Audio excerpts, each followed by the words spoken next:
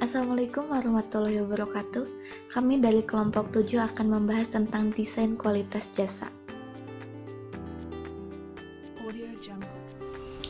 Apa itu kualitas jasa?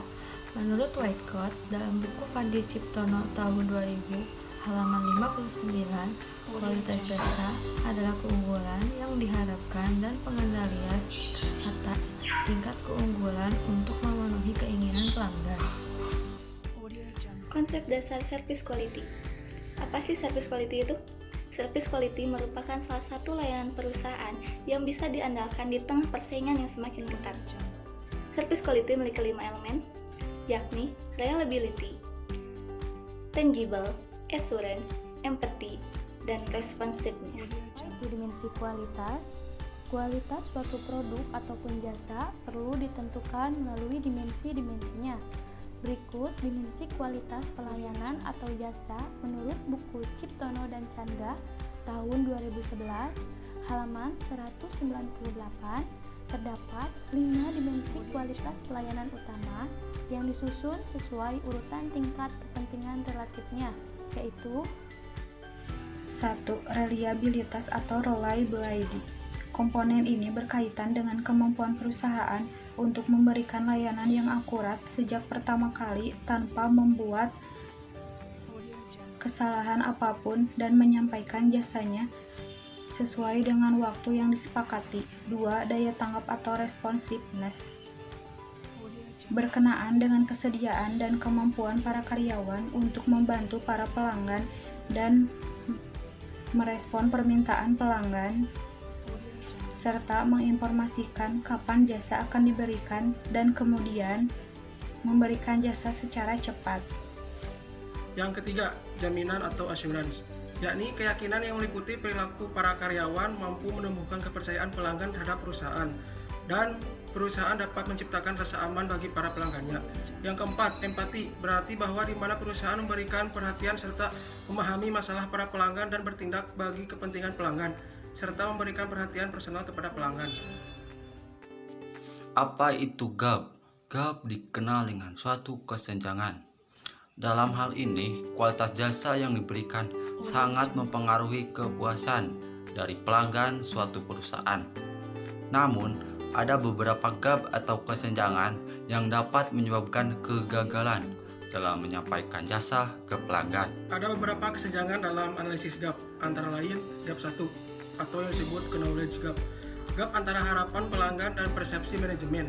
Gap ini berarti bahwa pihak manajemen mempersepsikan ekspektasi pelanggan terhadap kualitas jasa secara tidak akurat.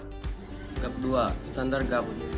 Gap antara persepsi manajemen terhadap harapan konsumen dan spesifikasi kualitas jasa. Gap ini berarti bahwa spesifikasi kualitas jasa tidak konsisten dengan persepsi manajemen terhadap ekspektasi kualitas.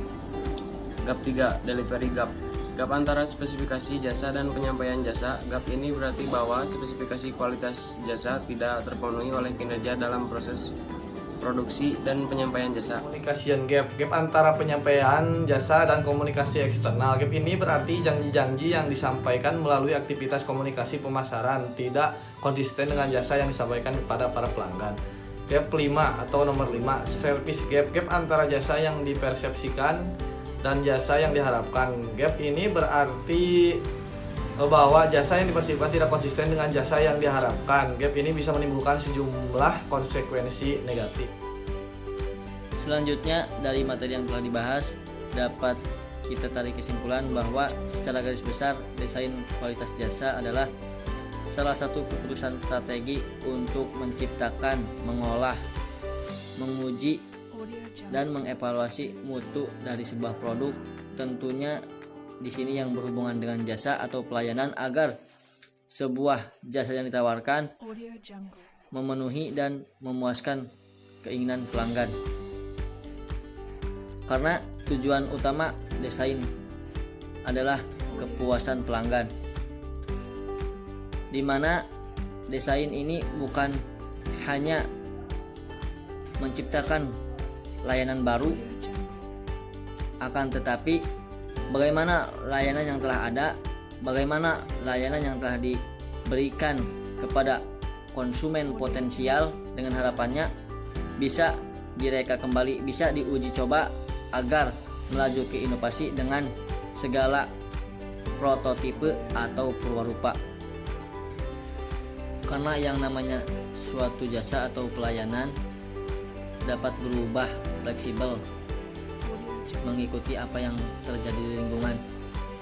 Adanya desain adalah untuk meningkatkan kinerja produk, melaju pada inovasi agar siklus hidup produk di sini jasa yang berawal dari tahap perkenalan sampai tahap yang kelima, tahap keusangan dengan ajana desain, sehingga jasa yang ditawarkan terus berkembang terus dalam lini produk untuk mengembangkan dan menafsirkan inovasi-inovasi baru. Sekian pembahasan dari kami tentang desain kualitas jasa. Semoga dapat dimengerti dan dipahami oleh rekan-rekan semuanya. Kami juga meminta maaf jika ada kesalahan atau kekurangan dalam penyampaian pembahasan ini. Wassalamualaikum warahmatullahi wabarakatuh.